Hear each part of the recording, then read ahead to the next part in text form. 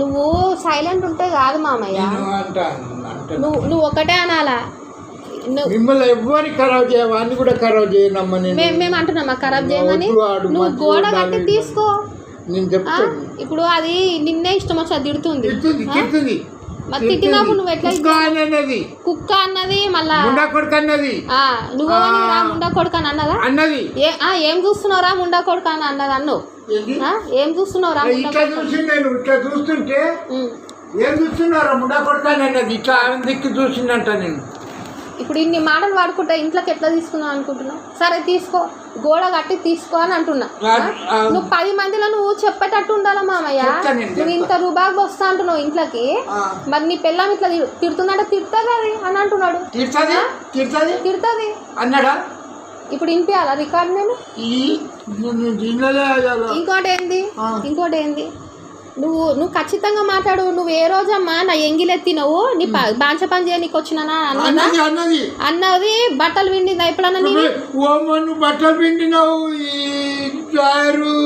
ఈ దారి నేను పిండుకుంటున్నా, ఈ బనీన్లు ఈ బట్టలు అన్ని పిండినావు. నువ్వు అన్నీ ఏడాది నువ్వు పెళ్లి చేసుకొని వచ్చిన కాంచి పిండినావు. అరే నేను పిండింది నేను నాకు చెప్తలేను మామయ్య. అది కాదు, ఇట్లా బయటలో నవ్వని తిట్టినా నిన్ను ఇట్లా కొట్టిపోతే ఏందన్నట్టు?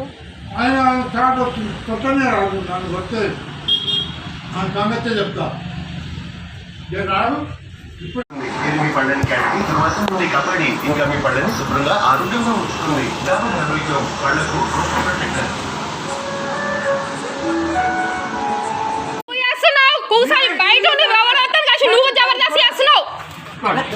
ఫస్ట్ నేను ఎందుకు అనుకుంటున్నా మీ సంగతి. అరే నడువు ఫస్ట్ ఫస్ట్ వద్దురా.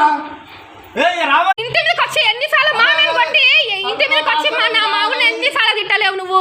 ఎప్పుడన్నా మంచితనంతో వచ్చి మాట్లాడినావా? నేను ఏడాది నుంచి చూస్తున్నా, ఏడాది నుంచి చేసేది. నువ్వు ఎందుకు ఇంట్లోకి వచ్చి సామాన్లు వలగొడుతున్నావు? ఇప్పుడు ఎత్తలేదా?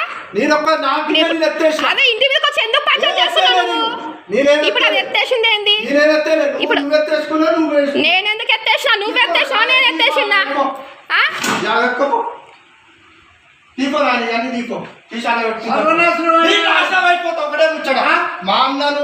నాశనం అయిపోతా